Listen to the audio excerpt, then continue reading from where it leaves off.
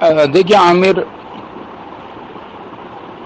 کچھ چیزیں ہمارے معاشرے میں ایسی ہوتی ہے کہ شریعت انہیں نہ حکم اس کے بارے میں دیتی ہے نہ اس کو منع کرتی ہے. آپ کے معاشرے میں موجود ہے اور شریعت کے کسی حکم کے خلاف نہیں ہے. جب تک آپ اسے شریعت کا درجہ نہیں دیں گے تو اس کو آپ شریعت منع نہیں کرتی. انہی میں سے یہ ہمارا عید کے دنوں میں گلے ملنا ہے. لیکن اس میں اگر اس کو عید کا حصہ سمجھا جائے تو منع ہے.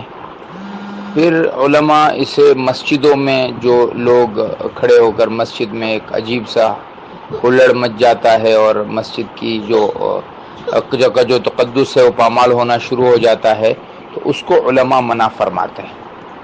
باقی اگر کہیں پر عادت ہے 3 مرتبہ گلے ملنے کی تو بھائی گلے مل لو 3 مرتبہ.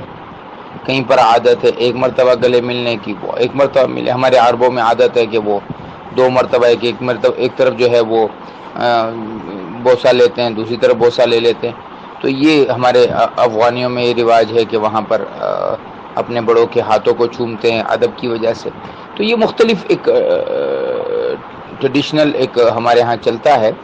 تو لیکن جب اس کو شریعت کا حکم قرار دیا جائے کہ بھائی وہ مجھ سے گلے نہیں ملا اور عید ہی نہیں ہوئی میری، اس طرح کی چیزیں جو ہیں پھر اس کو شریعت روک لگاتی ہے. باقی عمومی طور پر جو معانقہ آپ علیہ السلام سے ثابت ہے وہ سفر کے بعد، کہ آپ جب باہر سے کوئی آتا تھا تو آپ سفر کے بعد معانقہ کرتے تھے اور عام طور پہ آپ مصافحہ فرمایا کرتے تھے.